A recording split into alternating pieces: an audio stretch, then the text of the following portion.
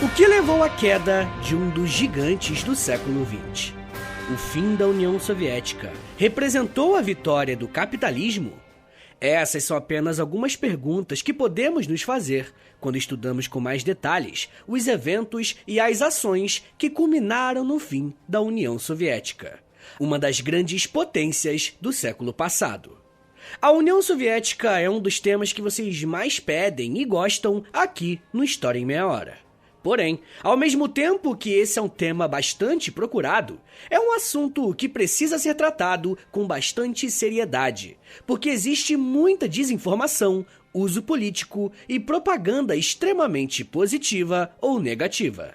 O meu desejo aqui com vocês é abordar esse tema a partir de uma perspectiva histórica, me baseando em fontes e em autores confiáveis, que vão nos ajudar a pensar nesse evento que, sem dúvidas, marcou toda uma geração.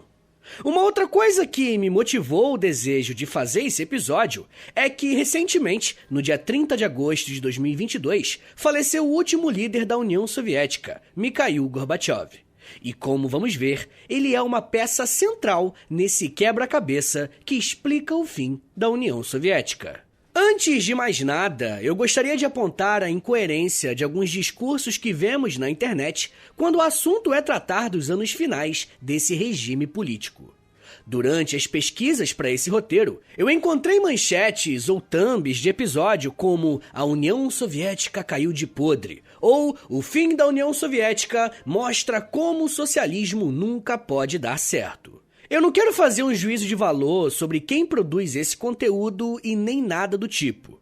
Mas uma coisa que precisamos ter bem clara em nossa mente é que quando falamos da União Soviética, é que ela não começou e acabou em 91, no ano de sua dissolução.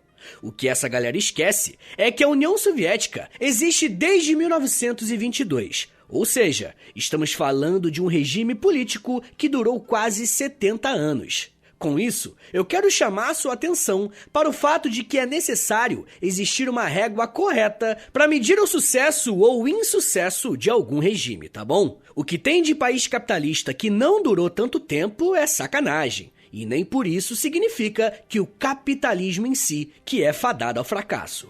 Bom, se você é um ouvinte mais recente do podcast, provavelmente não sabe que eu já fiz um episódio sobre a União Soviética, onde eu faço um panorama completo desde a sua fundação até o seu declínio. Mesmo que você não tenha ouvido esse episódio ou não saiba nada sobre a União Soviética, o que você precisa saber é o seguinte: após as revoluções russas, uma saída encontrada pelos revolucionários foi criar uma federação, em que as repúblicas socialistas pudessem se unir para evitar contragolpes ou tentativas de enfraquecimento por parte dos países que eram contrários ao regime socialista. Em 1922, a União Soviética se formou a partir da fusão de várias repúblicas socialistas e contava com a Rússia, Ucrânia, Bielorrússia, Polônia e a República Transcaucasiana. Politicamente, todas essas repúblicas seriam geridas a partir de um regime unipartidário, ou seja, existiria apenas um partido na União Soviética, o Partido Comunista da União Soviética. Uma outra coisa importante que precisamos lembrar é que o seu principal líder foi um homem chamado Joseph Stalin. Stalin é alguém bem famoso e usado muitas vezes para criticar ou valorizar a experiência soviética. Para nós, interessa saber que foi a partir das ações de Stalin que as bases econômicas desse país foram lançadas. Tanto a coletivização das terras quanto a industrialização desse país. E se você quiser ouvir mais sobre Stalin e o seu papel para os soviéticos, eu indico um episódio que eu fiz sobre ele, O nome do episódio é Stalin, e eu contei sobre a sua vida pessoal e a sua vida política. Bom, mas tem uma outra informação bem importante sobre a união dessas repúblicas que eu gostaria de chamar a sua atenção. Eu queria fazer o seguinte, É um exercício com você. Tenta se colocar na década de 20 ou de 30, em um cenário global. Qual é a relevância, a importância de países como a Rússia, Ucrânia, Bielorrússia e a República Transcaucasiana? É até difícil falar o nome desse país. Imagina apontar a sua relevância para o cenário internacional. O que eu quero dizer aqui, gente, é que antes das experiências socialistas, estávamos falando de regiões extremamente atrasadas em relação às outras nações do mundo. E com atraso, eu estou me referindo à industrialização e à economia desses países. É importante apontar os critérios também. A Rússia, por exemplo, era considerada um país feudal antes da Revolução. E molecada, estamos falando do século XX. E antes que você pense que eu tô puxando sarro para uma ideologia ou algo do tipo, não sou eu quem está afirmando isso, e sim um dos maiores historiadores do mundo, chamado Erich Hobsbawm. Ele disse o seguinte sobre essa característica da União Soviética, abre aspas, o comunismo de base soviética, portanto, passou a ser um programa voltado para a transformação de países atrasados em avançados. Fecha aspas. Uma das provas dessa estratégia ter dado certo é que após a Segunda Guerra Mundial, tratamos a União Soviética como a segunda maior potência do mundo, concorrendo apenas com os Estados Unidos.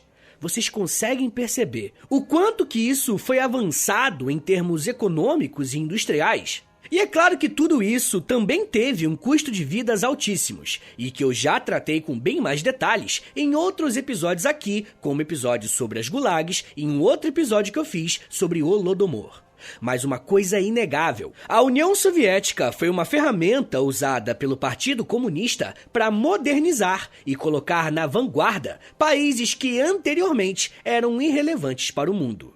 Citando mais uma vez Hobsbawm, ele traz os seguintes números sobre a industrialização, falando sobre o período conhecido como Entre Guerras. Abre aspas.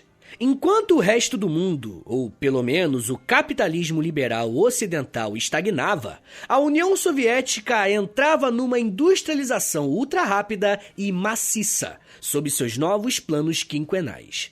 De 1929 a 1940, a produção industrial soviética, no mínimo, triplicou. Fecha aspas.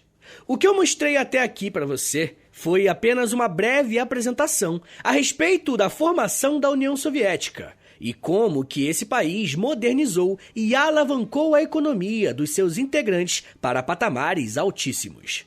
O que resta saber agora é como que tudo isso chegou ao fim. A velocidade da subida foi a mesma da descida.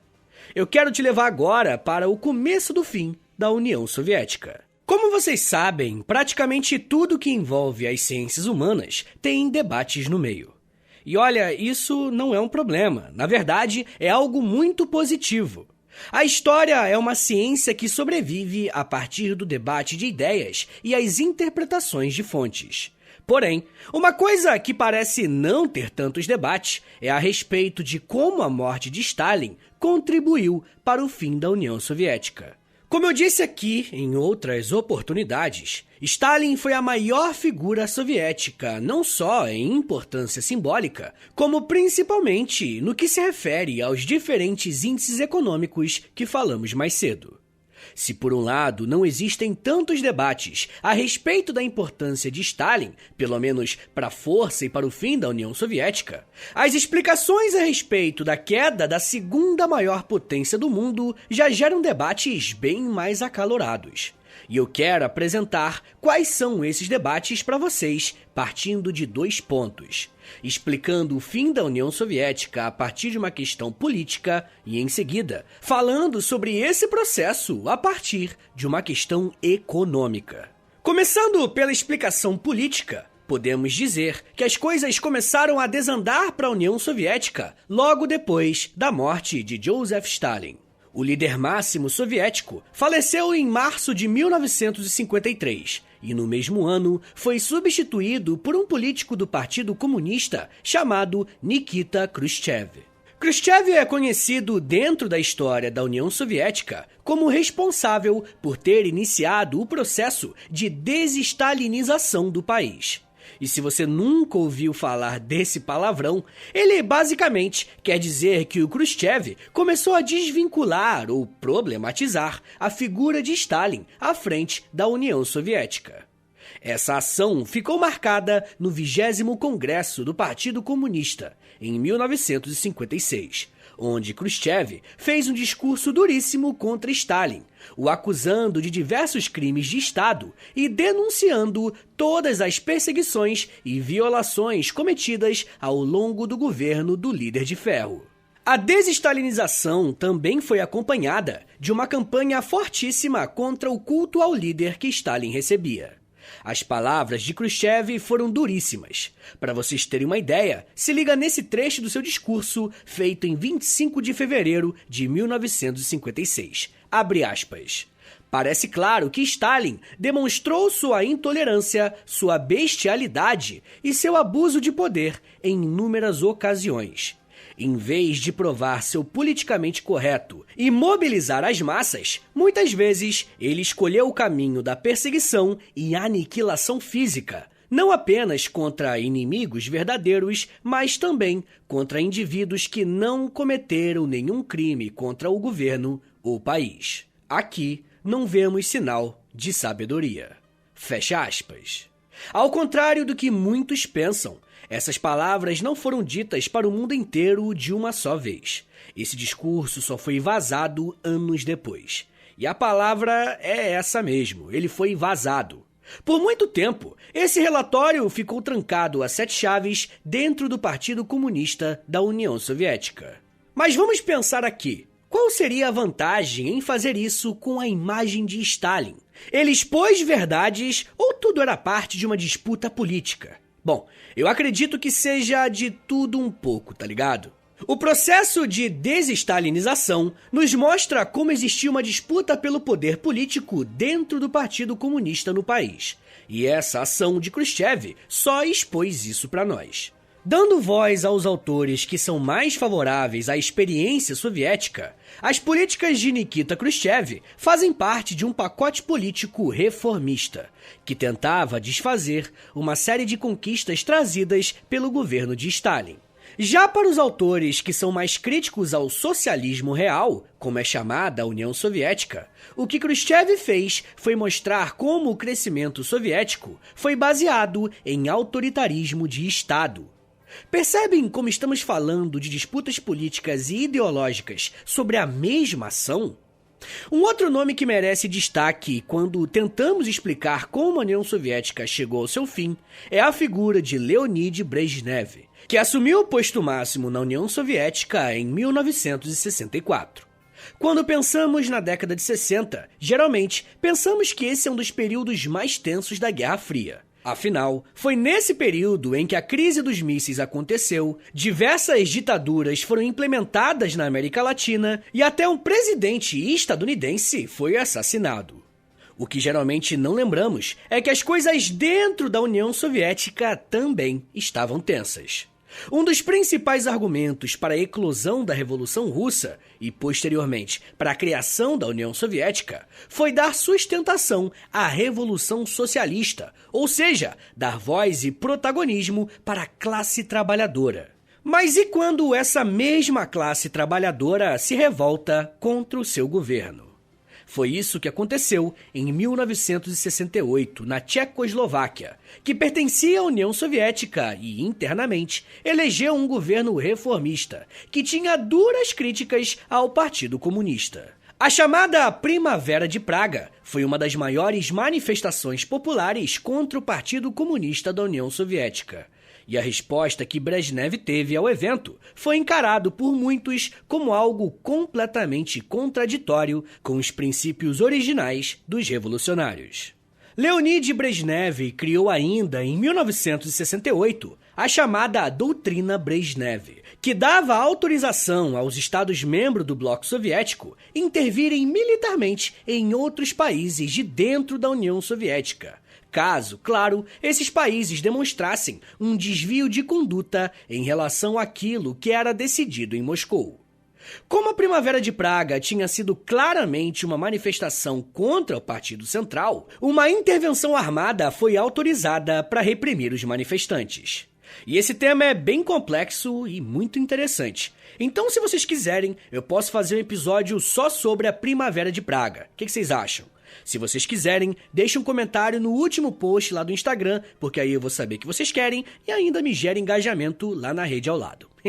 Bom, mas na prática, a ação violenta do governo soviético contra parte da sua população que se manifestava fez rachar a imagem que boa parte da população tinha do próprio governo. Como veremos, ao longo dos anos, esse fator foi aumentando e tomando novas proporções. Existiram ainda outras questões políticas que levaram ao fim da União Soviética, sem falar, é claro, da economia. Eu ainda quero contar como tudo isso aconteceu, mas me dá um minutinho aí, tá, gente, que daqui a pouco a gente volta e eu falo um pouco mais sobre reformas, petróleo, abertura política, economia e fast food. Segura aí, que é um minutinho só.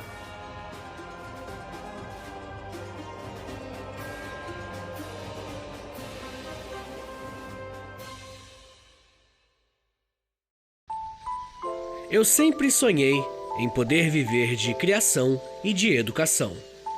E graças ao apoio de vocês lá no Apoia-se, isso se tornou realidade.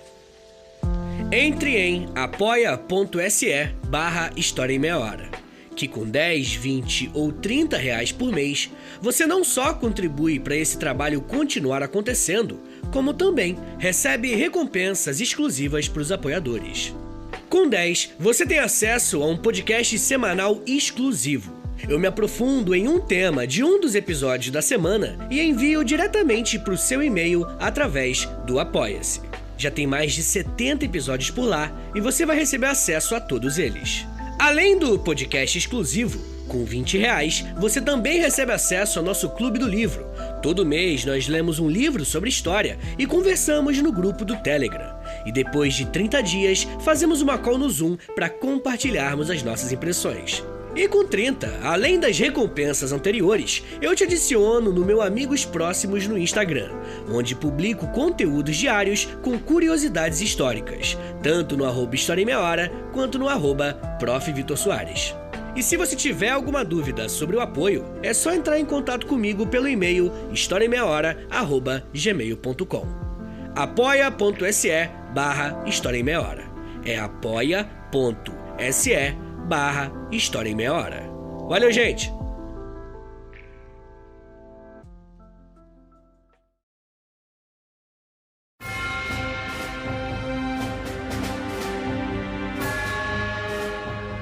Abre aspas. Quero agradecer de todo o coração aos que nesses anos defenderam junto comigo uma causa justa e boa.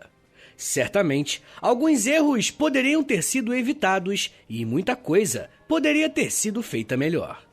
Mas estou confiante de que, mais cedo ou mais tarde, nossos esforços conjuntos darão frutos e nossos povos viverão numa sociedade próspera e democrática.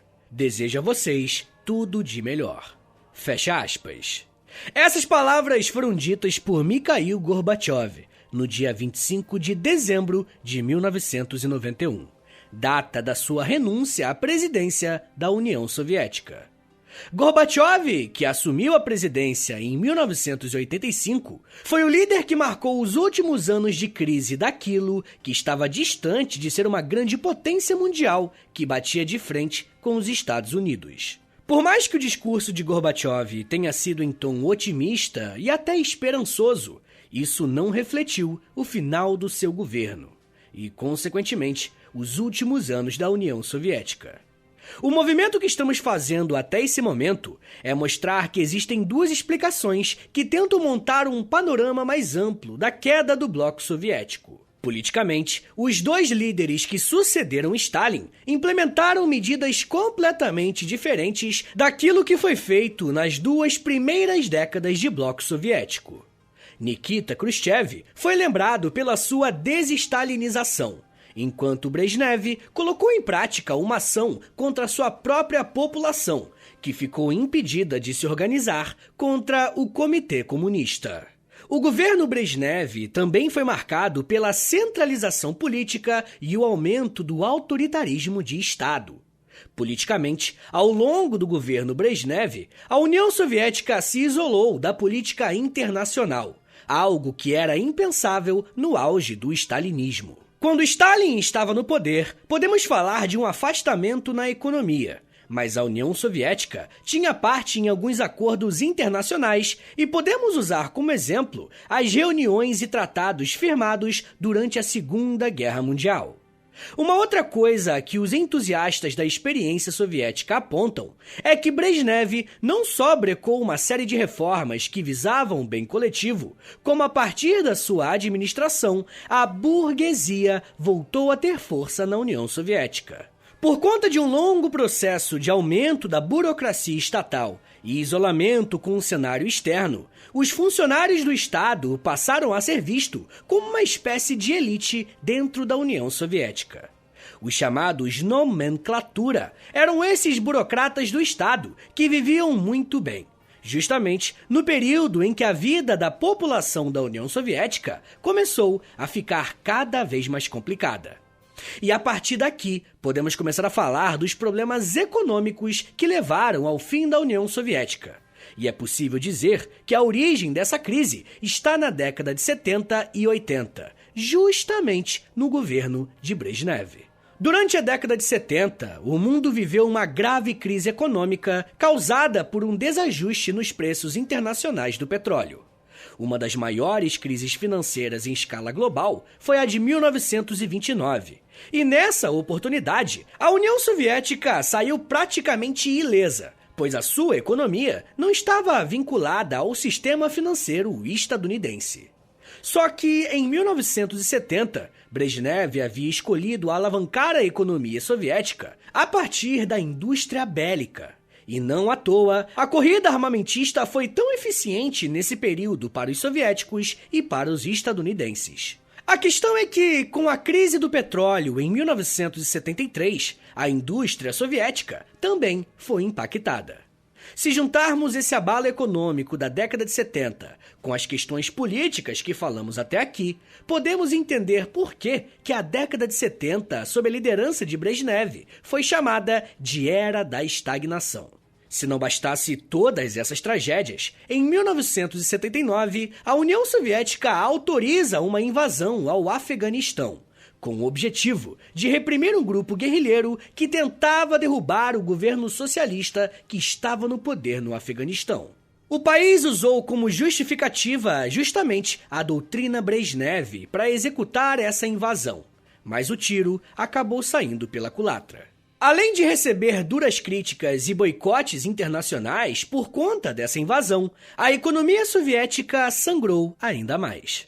O custo de vidas durante a guerra foi tão alto que o número de trabalhadores na União Soviética sentiu uma queda considerável. Além disso, existem estimativas que calculam um custo com a guerra no Afeganistão de mais de $1 bilhão.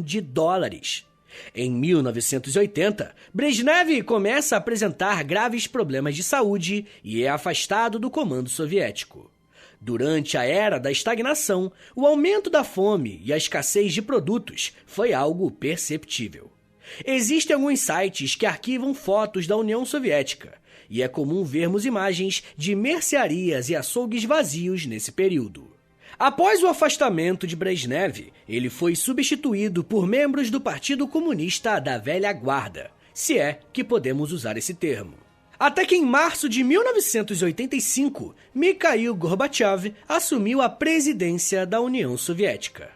Gorbachev, nesse período, era um político jovem e com um ímpeto de mudança e classificado também como alguém reformista. Os membros da cúpula do Partido Comunista reconheciam que o país precisava de mudanças e reformas políticas, e por esse motivo deram apoio ao jovem líder. E por isso, ele começou com algo que poucos políticos podiam desfrutar naquele período: apoio de políticos mais experientes e influentes e apoio dos militares. E de fato, Gorbachev começou cumprindo aquilo que ele tinha prometido. Na sua política externa, uma de suas primeiras ações foi começar a retirar as tropas soviéticas do Afeganistão. E essa medida simbolizou um passo atrás naquela política de intervenção em outros países que eu falei que a doutrina Brezhnev autorizava. Assim que assumiu a presidência, Gorbachev precisou lidar com uma crise causada pela explosão em Chernobyl. Inclusive, tem um episódio aqui no feed do História em Meia Hora sobre Chernobyl. Depois se ouve lá que tem tudo a ver com esse contexto. Mas além de ser um grande problema ambiental e para a saúde da população soviética, o custo político foi imenso, pois o governo soviético tentou abafar e diminuir o tamanho do estrago. Um dos pontos mais importantes e ao mesmo tempo que geram debates acalorados a respeito das ações de Gorbachev foi a sua aproximação com os Estados Unidos a partir de 1987. Essa aproximação fazia parte de um desejo de reformas que o líder soviético tentava implementar. União Soviética e Estados Unidos concordaram em limitar o armamento nuclear que ambos os países possuíam. Esse acordo foi uma espécie de trégua na corrida armamentista e contribuiu para colocar um ponto final na Guerra Fria. Diante da política externa, Gorbachev foi reconhecido pelos países como um líder corajoso e que cumpria sua palavra na busca pelas reformas prometidas. Um exemplo disso é que o líder soviético recebeu um Prêmio Nobel da Paz em 1990, por ser um dos responsáveis por colocar fim ao conflito com os estadunidenses. Por mais que Gorbachev fosse visto com otimismo e até uma certa simpatia no cenário externo, internamente as coisas não acompanhavam esse mesmo sentido. Em 1986, Mikhail Gorbachev instala dentro da União Soviética uma política chamada Perestroika, que significa basicamente reestruturação. Essa postura tinha como objetivo remodelar a política e a economia da União Soviética.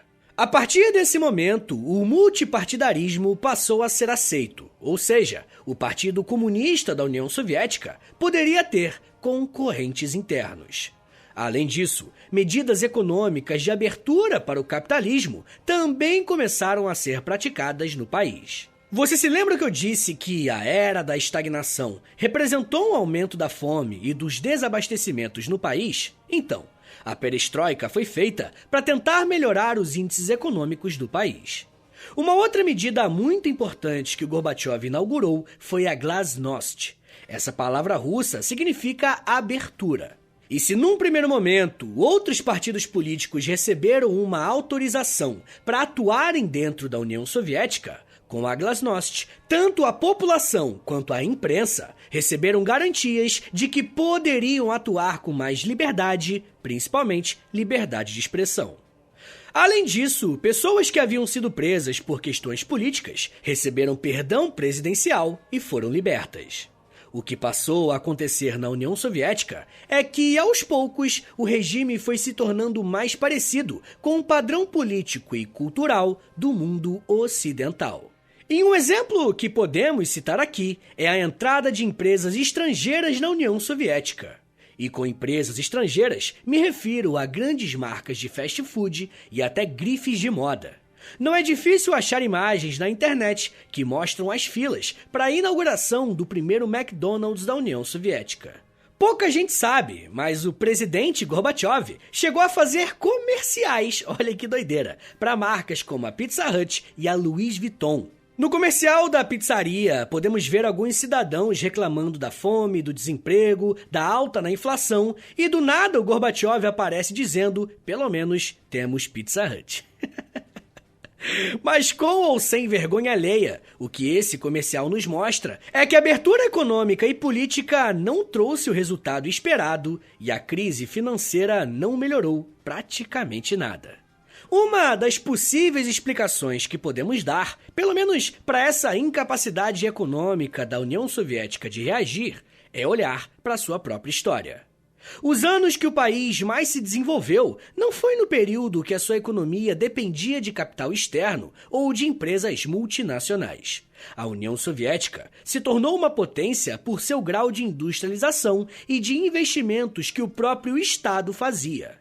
Mesmo indo contra os princípios liberais, que muitos países defendiam na época, inclusive, isso deu ótimos resultados para os soviéticos, como eu apresentei na primeira parte do episódio.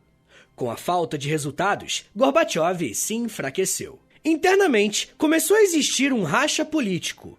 A ala de políticos mais liberais acreditava que as reformas do presidente estavam indo a passos lentos demais, e dessa forma não seria possível acompanhar o dinamismo da economia global. Por outro lado, políticos mais conservadores e tradicionalistas acreditavam que Gorbachev estava tentando impor medidas liberais demais para os padrões soviéticos. E o resultado dessa disputa, é claro, mais instabilidade política. Mas as crises que aconteceram a partir de 1988 não foram apenas crises partidárias, e sim crises nacionais. Vocês se lembram que eu disse lá atrás, no começo do episódio, que a União Soviética era formada por diversos países? Então, o mesmo fator que deu força no início dessa aliança foi um dos principais fatores de desestabilização no fim do século XX. Com a insatisfação crescente contra a administração de Gorbachev, os países que faziam parte da Aliança Soviética começaram a incentivar manifestações nacionais contra Moscou. Ou seja, se você era um ucraniano, a partir de 1988-89, você buscaria se identificar mais como um ucraniano do que como um soviético, tá ligado? Agora imagina esse sentimento crescendo em diversas repúblicas que formaram a União Soviética. E quem fala um pouco sobre isso é o historiador Serhiy Plokhy, ao dizer que, abre aspas, a mobilização nacional russa começou seriamente no início de 1989, mas não na Federação Russa, e sim além de suas fronteiras, como uma reação à onda crescente de nacionalismo local nas repúblicas bálticas, na Moldávia e em outras nações não russas. O movimento não tardou a se espalhar até a Rússia propriamente, mas de um modo bastante inesperado. Fecha aspas. O crescimento do nacionalismo dos países pertencentes à União Soviética fez com que o desejo de independência crescesse de forma incontrolável para o Partido Comunista. Muita gente na internet fala que a União Soviética caiu por questões econômicas ou dizem de forma simplista que o socialismo não funciona. Mas o que essa galera não conta pra você é que a questão nacional de cada república da União Soviética foi um fator crucial para a dissolução do Partido Comunista do país. Em 1990, o Partido Comunista perdeu pelo menos 6 eleições, e Gorbachev se viu completamente sem condições de governar. Em agosto de 1991, os militares deram um golpe político em Gorbachev, mas deixaram ele no comando após 3 dias, em respeito à decisão da população soviética em favor da manutenção de Gorbachev, apesar das críticas e da crise. E aproveitando esse golpe, a Ucrânia declarou a sua independência em 24 de agosto desse mesmo ano. E como a Ucrânia era a segunda maior república da União Soviética, a partir dali foi tudo desmoronando. Novamente, para Plokhy, a União Soviética acabou nesse momento, pois após 6 meses, mais 9 independências foram declaradas. Diante desse cenário de independências e fragmentação, Mikhail Gorbachev assina sua renúncia à presidência da União Soviética. Ele assinou no dia 25 de novembro de 1991. E no dia seguinte, uma das maiores potências do mundo no século XX é completamente dissolvida. Como vocês puderam perceber, o fim da União Soviética é uma junção de diversos fatores que precisam ser explicados a partir do seu próprio contexto histórico. E eu não sei se vocês notaram, mas eu não citei muito os Estados Unidos como um agente responsável pelo fim soviético. E isso foi de propósito, pois não foi uma ação dos estadunidenses que derrotaram a União Soviética, com espiões que acabaram destruindo por dentro durante a Guerra Fria o regime dos soviéticos. Não, nada disso, isso não existe. O que aconteceu foi que as próprias decisões políticas e históricas da União Soviética levaram esses acontecimentos.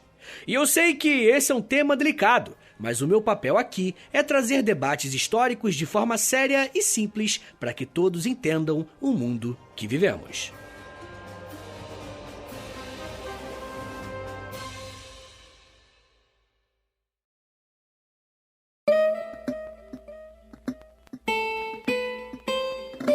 Senhores, muito obrigado por terem vindo até aqui. Meu nome é Vitor Soares e sou professor de História. E você acabou de ouvir o História em Meia Hora. Esse tema é bem legal e vocês sabem, né, gente, que por mais que, eu critiquei a União Soviética aqui, tá ligado? Eu trouxe aqui historiadores que criticam a União Soviética, mas mesmo assim vão falar que eu sou comunista, que eu não sei o que. Então, me dá uma moralzinha aí, tá? Compartilha esse episódio, manda pra rapaziada, manda pro grupo dos amigos no WhatsApp, mas principalmente poste nos stories, tem como? E aí você me marca no @História em Meia Hora, ou você pode postar no Twitter também, e aí você me marca no @H30podcast, que aí eu já te agradeço. Mas, gente, não se esqueça que a melhor forma de ajudar o História em Meia Hora a continuar de pé por muito tempo é assinando o nosso Apoia-se, beleza? Não se esqueça, apoia.se/História em Meia Hora, que aí, né, tem vários planos de apoio e cada plano tem uma recompensa pra quem me ajuda, né? Tem recompensa de podcast exclusivo, na verdade, todos os apoios recebem um podcast exclusivo, tá? Independentemente de qual você assinar. Mas uns tem Clube do Livro, outros tem conteúdo no Instagram, enfim, tem muita coisa. Entra lá e se você tiver alguma dúvida sobre apoio, sobre podcast, alguma coisa do tipo, manda e-mail pra mim no historiameiahora@gmail.com. Lembrando, claro, que esse meu e-mail também é o meu Pix. Então, se você quiser me dar uma ajudinha isolada, tá mais do que agradecido, tá bom? Mas, rapaziada, uma outra forma que não custa nada de você me ajudar é você dando 5 estrelinhas aí, por favor, no Spotify, clicando em seguir e também clicando no sininho, que aí o seu celular vai avisar quando tem episódio novo.